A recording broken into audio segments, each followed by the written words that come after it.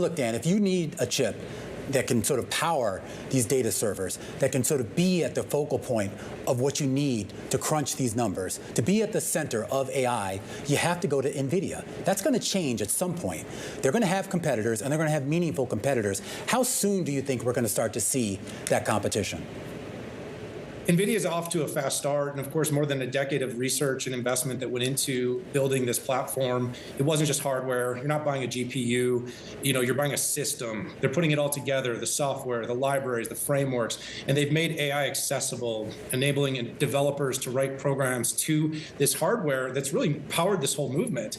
But let's be honest, Romain, AMD is going to enter the fray in a big way. We're seeing what Lisa Su is doing, and of course, we're seeing every hyperscaler, whether that's AWS with Inferentia and Trainium, whether that's Microsoft Maya, Google's training its newest Gemini models on its TPU, they all want to enter the fray. They understand the importance of building this vertical integration, but I do think it's going to come slow. So, this was a clean quarter. Nvidia did what it said it would do, but the market doesn't want 100%. They want 150, 200% acceleration of growth. They want to know AI is going to land and Blackwell is going to be right on time, because that's what has made this a $3 trillion company.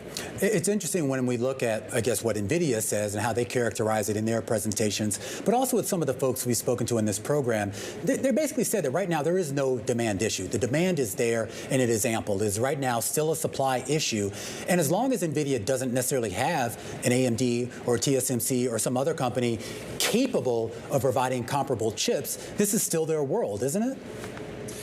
Yeah, this is not a demand issue. Of course, we are looking at that longer tail. We've seen the comments from Goldman, the comments from Sequoia on whether or not AI is being deployed at the enterprise level, financial services companies, hotels, our restaurants and retail using this stuff. But these CapEx investments, you heard from Satya, you heard from Sundar, Mark Zuckerberg, they're not going to slow down anytime soon. But they are going to hedge. So back to your last question, Romain, they are going to build their own accelerators. They're partnering with companies like Broadcom to build these XPUs, which we actually see growing faster than these GPU systems, according to our intelligence. And over time, as we see, inference become the killer workload, rather than so much focus on training, we're going to see different architectures of chips start to play a really meaningful role in this AI, this AI build out. So I see it both ways. I think for the next 3 or 4 quarters, NVIDIA is in the driver's seat. And if they do things right, they're going to have so much market share that you think about what Intel had with its CPU business in the data center, they're going to be in a great position, and it's going to be their market to lose.